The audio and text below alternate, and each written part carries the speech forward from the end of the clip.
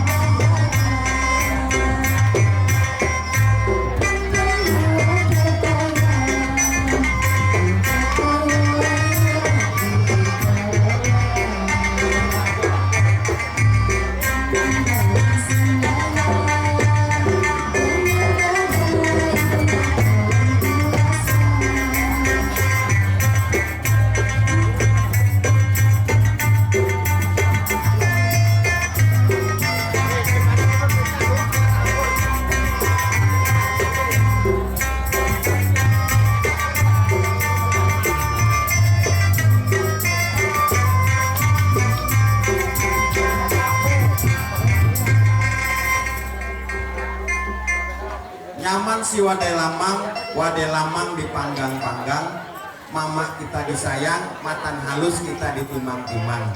Pantun Papadah ini mengingatkan kepada kedua orang tua kita bahwa dari kecil kita selalu disayang oleh orang tua kita. Asam cuka nyaman dirasa. Lihat anak durhaka hidup di dunia, hidupnya tak siksa.